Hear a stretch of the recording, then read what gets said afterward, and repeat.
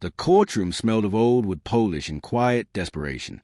In less than 15 minutes, the judge signed away my entire life without once meeting my eyes. The house I'd spent years paying for, the savings we'd built together through overtime and skip vacations, my retirement account that was supposed to carry me into old age, all of it vanished under the steady scratch of a pen. I sat motionless at the table, throat tight, while Rebecca sat across from me like a statue carved from ice. No anger on her face, no tears, just calm, absolute finality, as though I had already ceased to exist in her world. Her lawyer moved with the easy confidence of someone who had rehearsed his victory 100 times, turning pages with crisp, practiced flips. My own attorney leaned close, voice barely above a breath. "Marcus," he said, "there's nothing more we can do. Nothing more." 12 years of marriage, of shared dreams and shared burdens, reduced to a stack of documents and a few signatures. Rebecca never looked at me. Not when the house title transferred to her name alone. Not when the judge read aloud the list of accounts now under her control. Not even when custody was decided, turning me from father into a visitor with limited hours and supervised exchanges, as if I were nothing more than an obstacle that had finally been removed. My hands rested flat on the table in front of me. I didn't trust them not to tremble if I moved. I risked one glance at Rebecca. She looked calm, certain, victorious. Then, beside her, our daughter Lily shifted in her seat. She had not spoken a single word during the entire proceeding, until this moment. Lily stood abruptly. Her voice, small and young, sliced through the heavy silence like glass breaking. "Your Honor," she said, hand trembling just enough to show. "Can I show you something?" The judge frowned slightly. Rebecca's head turned fast, and for the first time that entire morning, genuine fear flickered across her face. Her hand shot out and locked around Lily's thin wrist. "Sit down," she whispered, the words sharp and urgent. Too sharp. The edge in her voice betrayed her. Lily froze. The judge noticed immediately. "Mrs. Hale," she said, calm but firm. "Let her speak." Rebecca hesitated, 1/2 second too long. In that tiny pause I saw everything. She wasn't afraid of embarrassment. She was afraid of being exposed. Slowly, reluctantly, she released Lily's wrist. Lily stood alone now, small and fragile in a room designed for grown-ups who tore each other apart with polite procedure. She looked at me first, not her mother, me. Her eyes were wet, shining with unshed tears, but they held steady. "I found something," she said quietly. Rebecca surged to her feet. "Your Honor, she's a child. She doesn't understand." "Sit down," the judge said, the command flat and unyielding. Rebecca obeyed, but the mask of composure she had worn so perfectly was cracking. Her fingers dug into the edge of the table until her knuckles blanched. Lily reached into her backpack with shaking hands and drew out a small black phone. Rebecca's phone. "I wasn't trying to snoop," Lily said softly. "Mom left it in the kitchen last week." My chest squeezed tight. Rebecca's face drained of color. "She was in the garage," Lily went on, her voice breaking just a little. "She didn't know I was still inside the house." Rebecca stood again. "This is inappropriate. This has nothing to do with." "Enough," the judge said. The courtroom had gone utterly still. Every eye was on the 11-year-old girl holding her mother's phone like it weighed 1,000 pounds. Lily looked down at the device in her hands. Then she spoke the sentence that stole Rebecca's breath. She was talking to someone about Dad's accounts. The atmosphere in the room shifted, not with noise, but with a sudden, total change of pressure. Rebecca stopped moving, stopped blinking. Her whole body went rigid. "What do you mean?" the judge asked, gentle now, speaking directly to Lily. Lily kept her eyes on the phone. "She was in the garage," she repeated quietly. She said, "Once the court signs everything, he won't be able to touch it. He'll have nothing left." My stomach plummeted. Rebecca's lawyer jumped up. "Your Honor, this is hearsay. A child's interpretation." Lily shook her head, small but certain. "I recorded it." Complete silence swallowed the room. Rebecca turned toward her daughter slowly. Not angry, terrified. The judge leaned forward. "You recorded it." Lily nodded and lifted the phone higher. Rebecca's lawyer objected again, voice urgent. "Your Honor, we object to any unauthorized recordings." The judge raised her hand. I will decide what I will consider. Rebecca's breathing had turned quick and shallow. The perfect poise she had carried into this room was gone. The judge looked straight at Lily. Can you play it? Lily's fingers shook as she unlocked the screen. Rebecca stood once more. Your Honor, this is unnecessary. Sit down, the judge said sharply. Rebecca sat today. She had no choice. She knew what was coming. Lily pressed play. Rebecca's voice filled the courtroom. Cool, deliberate, unrecognizable in its cold precision. Once the judge signs it, everything transfers to me. No emotion, no hesitation, only certainty. Faint pacing echoed in the background. Garage floor, restless steps. He trusts the system.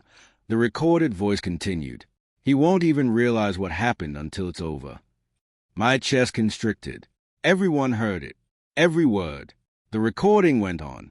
I moved the money months ago, Rebecca's voice said casually, into a account he doesn't know exists. The words landed like stones. Not rage, not betrayal in the heat of the moment.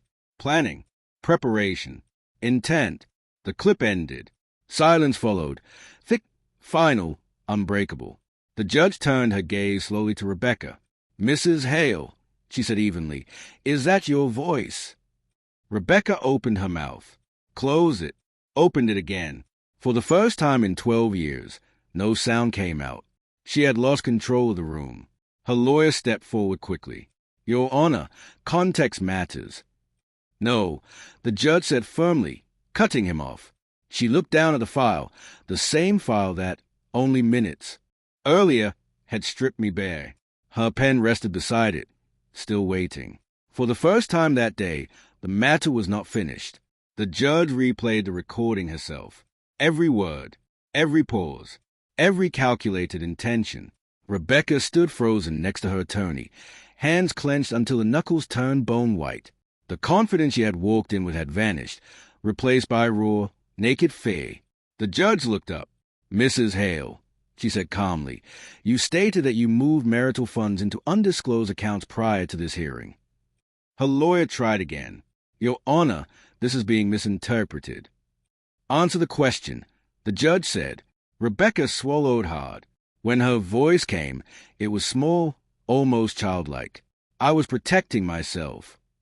She didn't deny it. She admitted it. Quiet murmurs moved through the courtroom. The judge ignored them. She turned to Rebecca's attorney. Were these accounts disclosed in your financial declarations? The lawyer hesitated. That hesitation answered before his words did. No, Your Honor, he said carefully. The judge leaned back slightly, expression unchanged. You understand, she told Rebecca, that failure to disclose marital assets is a serious violation. Rebecca's composure shattered completely. This isn't fair, she burst out. He would have taken everything from me. The words hung there, not defensive, but revealing. She hadn't acted from fear. She had acted from certainty that she would win. Rebecca's lawyer leaned close, whispering urgently. It didn't matter. The damage was irreparable. The judge closed the file slowly. Mrs. Hale, she said, this court relies on full financial transparency from both parties. Rebecca couldn't respond. Her entire plan had depended on silence and control. Both were gone. The judge addressed the clerk. I want a full forensic review of all financial disclosures submitted in this case. Rebecca's lawyer stood immediately. Your Honor, that would be excessive. No, the judge said firmly. What would be excessive is allowing this court to be misled. The room fell quiet again. Rebecca's breathing was shallow, unsteady. She wasn't looking at the judge anymore. She wasn't looking at her lawyer. She was looking at Lily, her own daughter, the one person she had never planned for. Lily stood beside her chair, small and still, clutching the phone. Not proud, not triumphant, just honest. Rebecca's voice cracked. Lily, you don't understand what you've done. Lily didn't answer. She didn't need to. For the first time since the hearing began, the outcome was no longer under Rebecca's control. Everyone in the room could see it, even her. The judge called for a short recess. Rebecca sat down slowly, legs unsteady beneath her. Her lawyer spoke rapidly at her side, but the calm professionalism was gone. He was no longer guiding. He was trying to contain a disaster. I stayed in my seat. I didn't feel victorious. I felt awake. Rebecca finally looked at me, really looked. Not with anger, not with hatred, with stunned realization. She knew the story she had constructed was collapsing around her. Across the aisle, Lily walked quietly to me. No running, no tears. She simply stood beside my chair. "I'm sorry," she whispered. I shook my head gently. "You did nothing wrong." Her small hand slipped into mine. I hadn't realized until that moment how desperately I needed it. Behind us, Rebecca was alone. For the first time since this nightmare began, she had no advantage, no strategy, no certainty. The judge returned minutes later. Everyone rose. Everyone waited. She opened the file again, but this time her attention was fixed on Rebecca.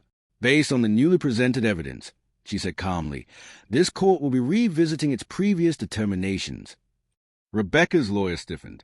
Rebecca didn't move, didn't breathe. She understood exactly what that meant. Everything she thought she had secured was slipping away. The judge adjusted her glasses and looked directly at Rebecca. "Mrs. Hale," she said, "this court finds that you intentionally failed to disclose marital assets and acted in bad faith." Rebecca couldn't speak. The confidence she had carried into the courtroom had been replaced by something hollow. Consequences effective immediately. The judge continued. "All prior financial awards are suspended pending forensic investigation." Her lawyer leaned in, whispering urgently. It changed nothing. The shift was complete. The judge turned another page.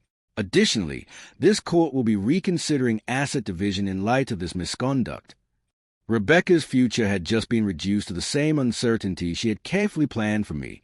She looked at Lily, not with anger, not with blame, but with disbelief. She had never imagined the one person she trusted to stay silent would be the one to speak the truth. I stood slowly, still holding Lily's hand. Rebecca looked at me. Her expression wasn't rage. It was realization, not of what she had lost, but of what she had destroyed. She hadn't lost because of me. She had lost because she believed she could never lose. I said nothing. There was nothing left to say. As we walked out of that courtroom together, for the first time that day, I wasn't the one who had nothing left.